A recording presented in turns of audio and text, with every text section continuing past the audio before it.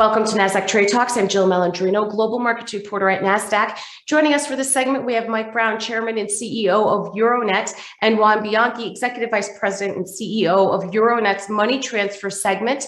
Euronet is a global financial technology solutions and payments provider, and Mike and Juan are here to discuss the launch of the company's new payments platform. Mike and Juan, it's great to have you with us. Welcome to Trade Talks. And Mike, I'd like to kick it off with you. Tell us about Euronet and the solutions the company provides. Thank you, Jill. Well, it kind of all started with me a long time ago. I'm kind of they call me a little bit of a tech nerd. I always love cool tech in practice, you might say. And my first company that I started right out of college, it went public when I was 26, and I did that for almost a dozen years. But what it taught me was that technology can save people time, money, and effort. And so back in 1993, I made a trip to Central Europe. Remember, the Soviet Union collapsed just a few years before that. And I was amazed because these countries were 100% cash-based, but there wasn't one ATM in the whole country. So long lines, short banking hours gave us our mission. And our mission was to bring financial convenience to millions of people who hadn't had it before and do this with cool tech. So this is really the core DNA of Euronet, solving real-world problems through technical innovations. So we started there. And we realized that the entire financial payment system needed innovations. Mobile phones at the time were proliferating across the world, but payment for most of it was done with scratch-off cards, kind of like the lottery. And so we invested in our ePay platform to bring technology to this sector as well. And we topped up mobile phones. We added for retailers the ability to sell iTunes and Google Play and Netflix and Xbox credits and so forth. And we continue to take that forward. Technology really that solves problems is what gets us up in the morning. We're deep into payments, and we saw another opportunity that was money transfers. Enter Juan Bianchi. In the late 90s and the double O's, Western Union and MoneyGram had a stroke of brilliance, I believe. They connected most of the world's immigrants with their home countries. You could put in dollars in one country and it pops out in another country in their currency. They kind of had an oligopoly going. It was a good product for the 2000s, but kind of high prices. So great ideas have to be cared for and innovated upon, and that's where we saw our opportunity with RIA. So we immediately began to innovate and reinvent the industry. We've got a great DNA for cross-border payments and foreign exchange. The big guys were 15 to 20 times our size, and we focused on our customers and our agents, and we closed the gap. Now we're number 2 in the world with over $1 billion in the bank. So that's what we do today. We're a tech company that focuses on global infrastructure and leading edge technology, not just for money transfers, but for central banks, for commercial banks, for fintechs, for mobile operators, for ERP and accounting systems. We offer these complex solutions, So we've got these operations in 60 countries now. With service to 160 countries. We receive or send billions from these jurisdictions just with our own company. But the methods to do so are archaic and slow. They were designed 3 to 4 decades ago.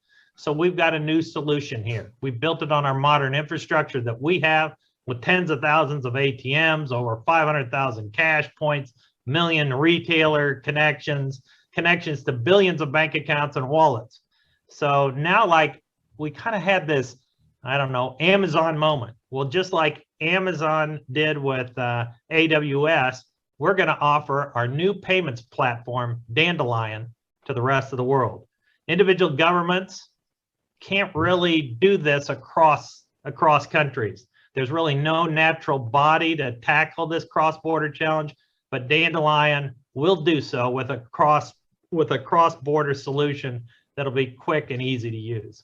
All right, Mike, thank you so much. Juan, let's bring Juan into the conversation. Now, Juan, building a global payments infrastructure is complex, it's expensive, it takes years to execute. How will integrating this new platform help companies realize this?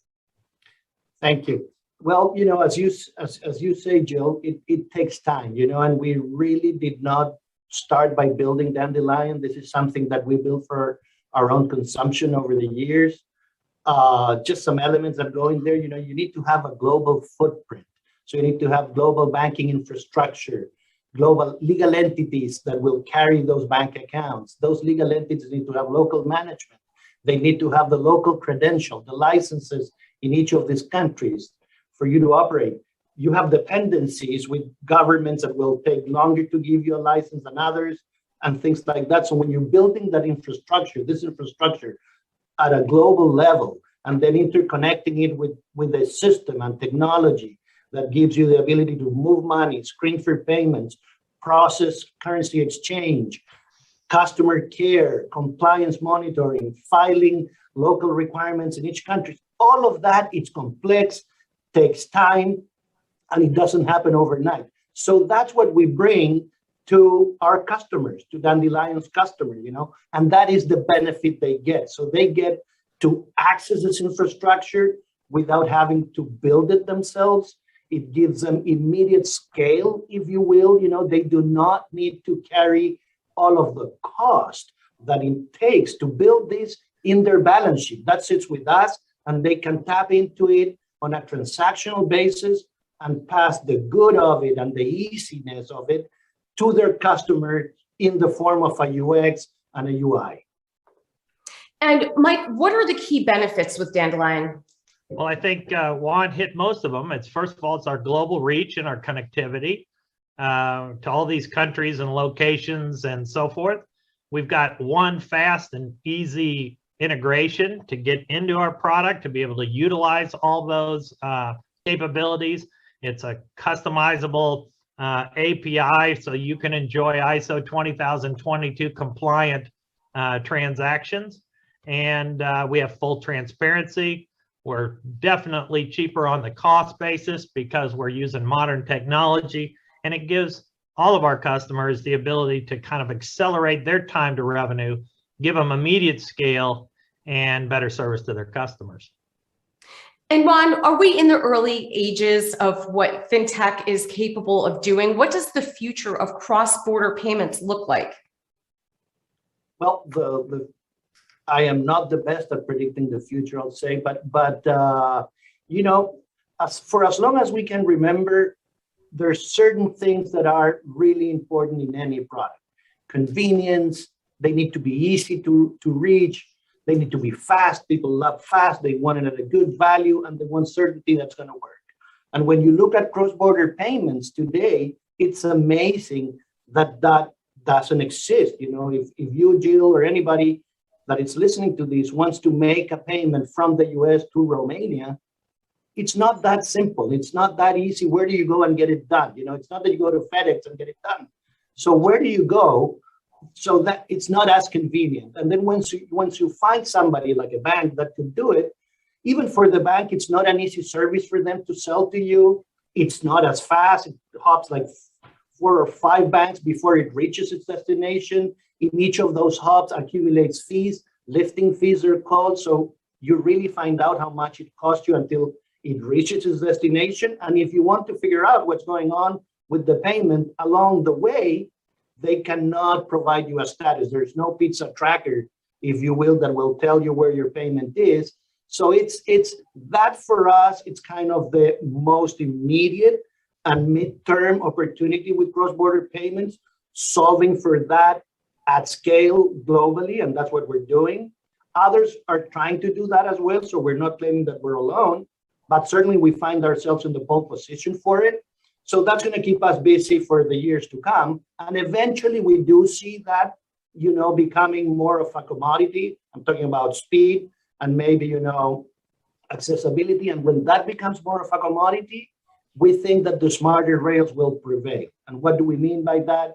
It's when you leverage, data and artificial intelligence and our data capabilities to give back to our customers relevant information that it's useful for them to exercise their business the right way. I'm talking about, compliance information, fraud prevention information, payment fraud information, and also leading indicators that could be relevant for their strategy. All right. And Mike, in the last minute here, what other trends in fintech look promising, and how do you see legacy institutions evolving along with the newer fintech platforms? I think the reality is the legacy institutions are playing catch up, and they better play quick. because everybody nowadays, they believe financial transactions, cross-border or otherwise, should be like a text message, simple, quick, gets there all the time. And I think these legacy platforms with old standards and tech that was put in 30, 40 years ago need to make some changes. So we're excited about that because we're a piece of that change with our Dandelion product, and it will accelerate banks or a fintech's ability to make those connections for payments really quick. But it's one thing we've learned over the last 18 months is that we've got a big old supply chain here, lots of countries involved. Everybody has to be paid for their piece of the action. We're the ones who can make that easy. All right, Mike, Juan, we appreciate the insight. Thanks for joining us on Trade Talks. I'm Jill Malandrino, Global Markets Reporter at Nasdaq. All right, thank you, Jill.